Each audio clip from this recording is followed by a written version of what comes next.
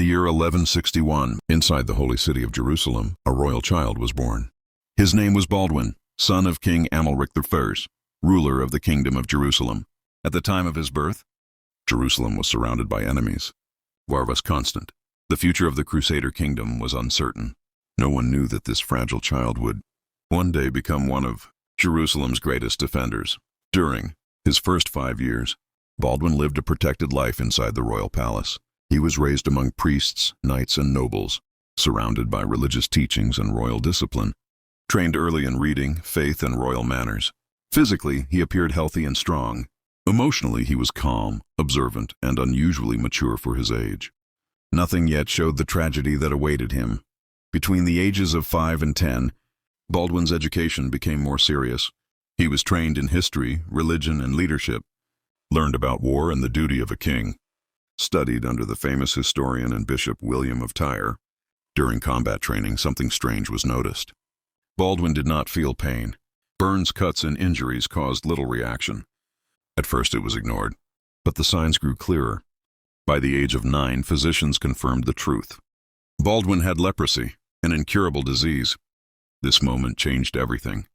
His future as king was questioned. His life expectancy became short. Many believed he would never rule, but Baldwin did not break. Even as a child, Baldwin understood his fate. He knew his body would weaken.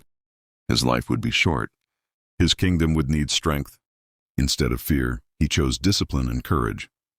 This child was no longer just a prince. He was preparing to become a king. Born a prince, marked by fate and destined for suffering. The story of King Baldwin IV had only just begun. Between the ages of 11 and 13, Baldwin lived with a terrible truth. He knew his disease would slowly destroy his body. Yet instead of despair, Baldwin chose preparation. He trained his mind, not his body, studied politics, law, and military strategy, learned how kings rule through wisdom, not strength. His tutor, William of Tyre, later wrote that Baldwin showed unusual maturity, patience, and intelligence for his age. Even as pain increased, Baldwin never complained. In 1174, tragedy struck the kingdom. Baldwin's father, King Amalric I, died suddenly. Jerusalem was left without a ruler. The nobles were divided. Some feared Baldwin was too young. Others feared his illness. But there was no better heir. At just 13 years old, Baldwin was crowned king of Jerusalem. A sick child now carried the holy city, the Crusader kingdom. The fate of thousands. Many foreign rulers believed, this king will not last. They were wrong. Because of his age, Baldwin ruled with the help of regents and advisors. But make no mistake, and the decisions were his. During these years, Baldwin learned court politics, faced noble conspiracies, balanced war and diplomacy. His illness slowly progressed, but his authority grew stronger. Enemies began to notice. Jerusalem still stood firm, while Baldwin learned to rule. A powerful enemy was rising in the Muslim world. Saladin. Saladin was uniting Egypt and Syria under one banner. His goal was clear: destroy the Crusader states, reclaim Jerusalem. The stage was being set for a historic clash. By the age of 15, Baldwin was king. He was sick. He was surrounded by enemies. Yet he stood unbroken. A child wore the crown. A sick body carried a strong mind, and the world waited to see him fall.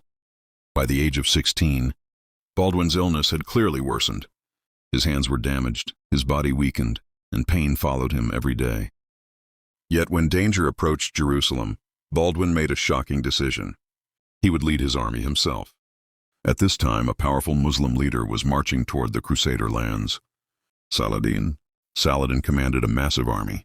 Confident that a sick teenage king could not stop him, a miracle on the battlefield. Saladin's forces greatly outnumbered Baldwin's army. Most advisors begged Baldwin to retreat. Baldwin refused. Mounted on a horse holding the true cross, Baldwin rode before his soldiers despite his disease. His presence ignited courage. Against all logic and expectation, Baldwin's army charged. Saladin's forces were shattered. One of Saladin's worst defeats was delivered by a dying teenager. The world was stunned. Jerusalem celebrated. Saladin learned respect. After Montgazard, Baldwin became famous across both Christian and Muslim lands. What followed was rare in history. Mutual respect between enemies. Temporary truces to protect civilians and pilgrims. At times, Saladin even sent his personal physicians, medical supplies, to help treat Baldwin's illness. Though enemies by faith and duty, they recognized honor in each other. As Baldwin grew older, his body weakened further.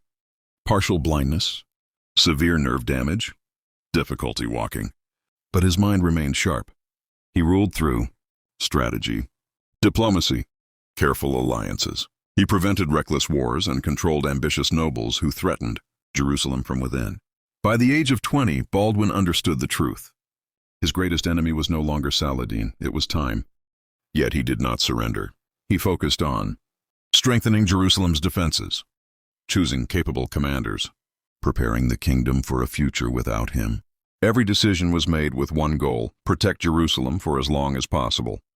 By 20 years old, Baldwin had defeated Saladin, earned respect from enemies, ruled with wisdom beyond his years, but his body was failing. The final chapter was approaching. He rode into battle while dying. He defeated an empire with faith and courage, and he proved that a king's strength is not measured by his body. By the age of 21, Baldwin's disease had reached a terrifying stage. His hands were badly deformed. He was almost blind. Walking without support became impossible. The king who once rode into battle could no longer lift a sword. Yet Baldwin did not surrender his throne. From his chamber, he continued to rule, issuing commands, planning defenses, making political decisions.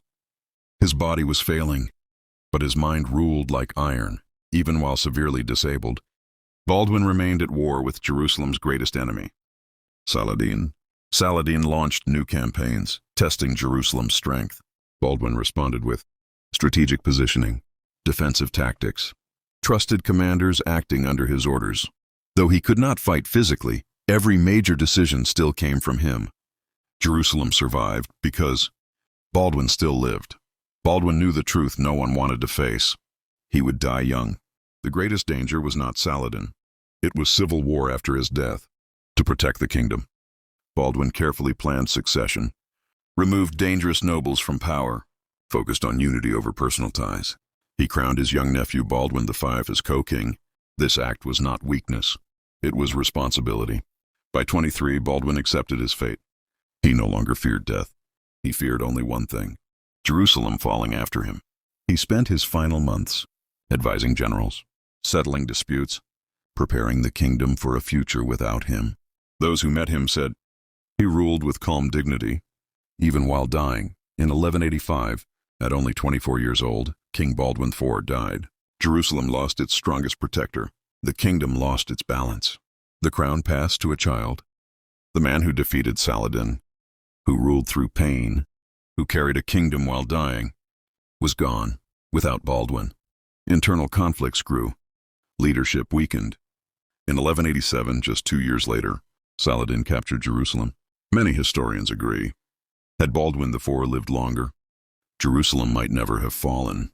King Baldwin IV is remembered as a king who ruled without health, a warrior who defeated fate, a leader whose courage outlived his body. He proved one eternal truth: strength is not in the body, it is in the will. He did not live long enough to grow old, but he lived long enough to become immortal. King Baldwin IV, the leper king of Jerusalem.